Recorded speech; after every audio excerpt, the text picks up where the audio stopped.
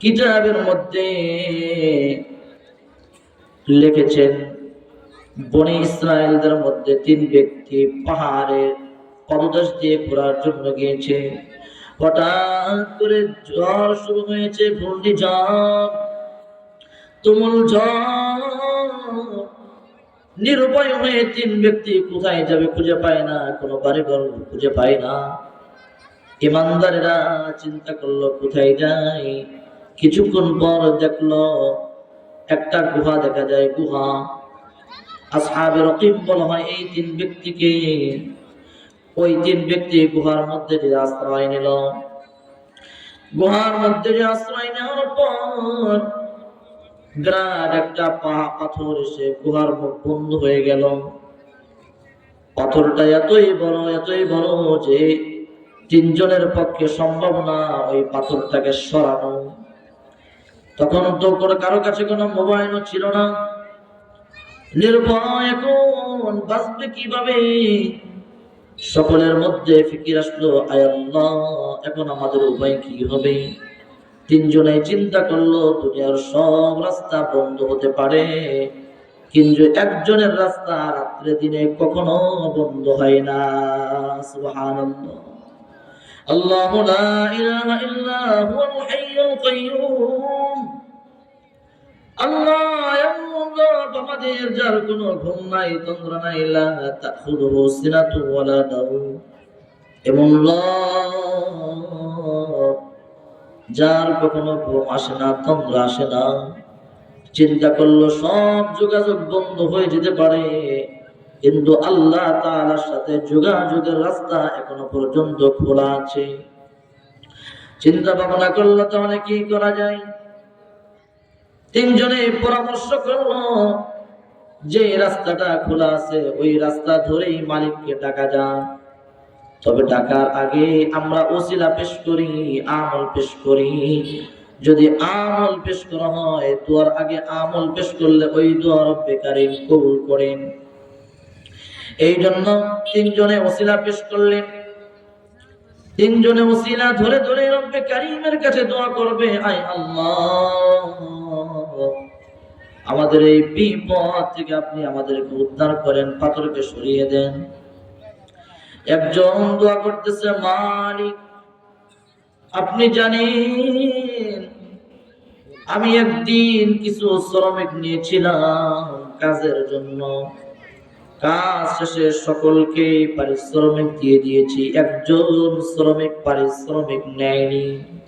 সে বলেছে পরে নিব। বেশ কিছুদিন হয়ে গেল আর সেই বিচারার খবর নাই। আমি কি করলাম, তার পারিশ্রমিক ছিল কিছু শস্য দানা। এই দানাগুলো আমি জমিনে বপন করে অনেক ফসল হলো, তা দিয়ে বিক্রি করে করে অনেকগুলো ছাগল ভেড়া দুম্বার পাল হয়ে গেল।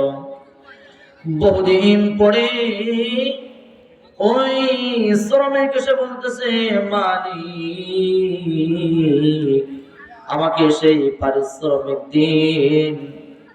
মালিককে বলে, আল্লাহ আমার প্রথমে মনে হচ্ছিল না, স্মরণ হচ্ছিল না, তারপরে বিচার আমাকে মনে করে দিলেন, ওই দিনের পারিশ্রমিক আমি নেইনি। তারপরে যখন মনে আসলো, আমি বললাম, আল্লাহর বান্দা, ওই মাঠের মধ্যে যতগুলো ছাগল দুম্বা ভেড়া দেখতে পাও সবগুলো তোমার, তুমি নিয়ে যাও। লোকটা বলে, আমার সাথে আর কি করো নাকি? বলে, না না না, তোমার ওই শস্য দানা থেকে বাড়িয়ে বুলিয়ে এই পর্যন্ত আসছে, তুমি নিয়ে যাও। মালিককে ডেকে বলে, আল্লাহ, এই কাজটা যদি আল্লাহ তোমার জন্যই করে থাকি, সেদিন আমি ইচ্ছা করলে সবগুলো আমানত রেখে দিতে পারতাম। আমি তার আমানতকে খেয়ানত করি নাই, আমি তার আমানতকে আমানত ফিরিয়ে দিয়েছি। এই মালিক, যদি এই কাজটা তোমার জন্যই করে থাকি রে আল্লাহ, তাহলে এই পাথরটা একটু সরিয়ে দাও। দোয়া করতে করতে পাথরটা একটু আল্লাহ তাআলা সরিয়ে দিলেন। সুবহানাল্লাহ। আসমান থেকে আলো আসতে লাগলো, কিন্তু বের হওয়ার মতো এখনো রাস্তা হয় নাই। দ্বিতীয় জন দোয়া করে, মালিক, তুমি জানো আমি পশু পালি, পশু আমার গাবি ছিল গাবি, ঘরের মধ্যে বৃদ্ধা মা রয়েছিল মা। একদিন পশু পালতে পালতে চড়াতে চড়াতে বহু দূর পর্যন্ত চলে গিয়েছি। হঠাৎ করে আস্তে আস্তে রাত হয়ে গেল। রাত হয়ে যাওয়ার পরে বাড়িতে এসে দেখি এই আমার জনম দুঃখিনী আম্মা জান ঘুমিয়ে গিয়েছেন। আর আমার অভ্যাস ছিল যতক্ষণ পর্যন্ত গাভীর দুধ দহন করে আমি আমার মাকে যতক্ষণ পর্যন্ত পান না করাবো ততক্ষণ পর্যন্ত আমি আমার সন্তান স্ত্রী কাউকে পান করাই না। সুবহানাল্লাহ। এদিক দিয়ে বাচ্চারা কান্নাকারি করে, আমার স্ত্রী ক্ষুধার যন্ত্রণায় কাতরায়, কিন্তু আমি তো আমার অভ্যাসকে লঙ্ঘন করতে পারি না। আমি আমার অভ্যাস অনুযায়ী দুধ দহন করে আম্মা জানের পাশে দুধ নিয়ে দাঁড়িয়ে আছি। আম্মা জানকে ডাকিও না, ঘুমের বেঘাত হবে, ঘুম ভেঙে যাবে, কষ্ট পাবে। আমার আম্মা জানের মাথা থেকে দূরে চলেও যায় না। মালিক, কেন? আম্মা জানের যদি ঘুম ভেঙে যায় তখন তো আমাকে পাবে না, ক্ষুধায় কষ্ট হবে। এই জন্য সরেও যাই নাই, আবার ঘুমিয়েও যাইনি, জাগাইও নাই। সারা রাত্র জেগে থেকেছি, তারপরেও আম্মা জানের থেকে দূরে সরে চলে যায় নাই। ও মালিক, এই কাজটা যদি তোমার জন্যই করে থাকি রে মাওলা, তাহলে এই পাথরটা আর একটু সরিয়ে দাও। দোয়া করতে করতে আল্লাহ সুবহানাহু ওয়া তাআলার সাথে সাথে দোয়া কবুল করলেন। পাথরটা বেশ খানিক মুখের থেকে সরে গেল, কিন্তু এখনো পর্যন্ত বের হওয়ার কোন রাস্তা হয় নাই। দ্বিতীয় জন দোয়া করতেছে, মালিক, আমি আমার চাচাতো বোনকে অনেক বেশি ভালোবাসতাম, অনেকবার তাকে গুনাহের জন্য দাওয়াত দিয়েছি মালিক, একবারও সে রাজি হয় নাই। একবার সে এমন বিপদে পড়েছে, অভাবে পড়েছে, আমার কাছে কিছু টাকা ধার করার জন্য আসছে, ভাই কিছু টাকা দেন। এইবার আমি অনেক বড় একটা সুযোগ পেয়ে আমি চাচাতো বোনকে বললাম, আমি তোমাকে টাকা দিতে পারি, তবে আমার শর্ত তোমাকে মানতে হবে। তবে কি শর্ত? আমার সাথে তোমার গুনাহে লিপ্ত হতে হবে। চাচাতো বোনটা এমন অভাবের মধ্যে পড়েছে, নিরুপায় হয়ে চাচাতো বোন রাজি হয়ে গেল।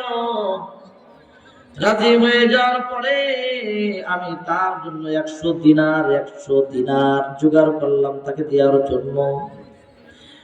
যখন জানালা দরজা বন্ধ করে আমি আমার চাচাতো বোনের রানের উপরে উঠে গেলাম। আমি আমার চাচাতো বোনের রানের উপরে উঠে গিয়েছি। এমন সময় দেখি আমার চাচাতো বোনের চোখ দিয়ে পানি। চাচাতো বোন দেখি আমাকে বলতেছে, ইত্তাকুল্লাহ,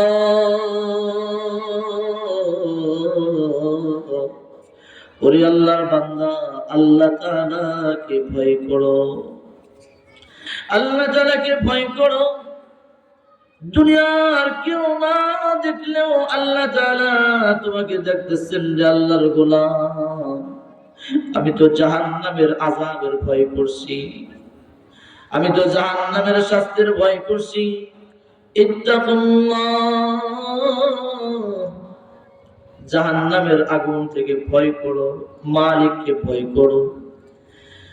আল্লাহর বান্দা বলে, আল্লাহ, আমার চাচাতো বোন যখন আমাকে এই উপদেশ দিলেন, ইত্তাকুল্লাহ, আল্লাহ তাআলাকে ভয় করো, আমার হুঁশ ফিরে আসলো। হাই হাই হাই, কত তো ঠিকই। আমি আর সামনে বাড়াই নাই, আমি ওখান থেকেই ফিরে এসেছি, আর সামনে যাইনি। ওই 100 দিনারও তাকে আমি দান করে দিয়েছি। মালিককে ডেকে বলে, আল্লাহ,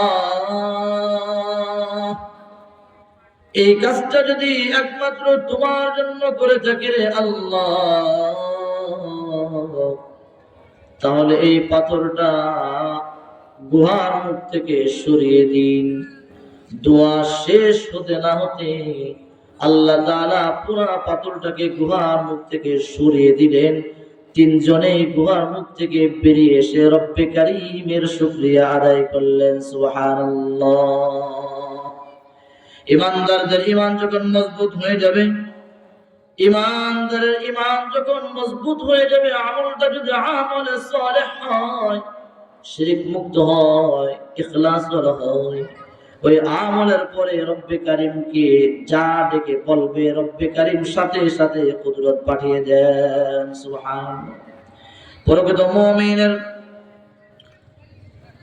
প্রকৃত মুমিনের ৩ নম্বর বললাম ওয়ালা রাব্বিহিম ইয়াতাওয়াক্কালুন, আল্লাহর উপরে ভরসা করবে। কোন মাজার, কোন বাবা বিপদ থেকে উদ্ধার করতে পারে না। বিপদ থেকে যিনি উদ্ধার করেন তিনি বলেন কে? আল্লাহ। الذين يقيمون الصلاة ومما رزقناهم ينفقون। রব্বে কারীম বলেন প্রকৃত মুমিন যদি হতে হয় নামাজ কায়েম করবে, এক ওয়াক্ত নামাজ ছাড়বে না। যুবক ভাই, ওয়াশাবুন নাশা ফি ইবাদাতি রাব্বিহি, যুবকদের মর্যাদা অনেক বেশি, অনেক বেশি। যৌবনকালের ইবাদত অনেক বেশি। আমার যুবক ভাইরা আজকের এই তাফসীরুল কুরআনের মাহফিলের আয়োজন করেছে। আল্লাহ তাআলা যুবক ভাইদেরকে কবুল করে নেন। জান্নাতে যেন আল্লাহ তাআলা এই সমস্ত যুবক ভাইদেরকে উঁচু মাকাম দান করেন। যুবক ভাইদেরকে যেন আল্লাহ তাআলা 5 ওয়াক্ত নামাজওয়ালা বানিয়ে দেন।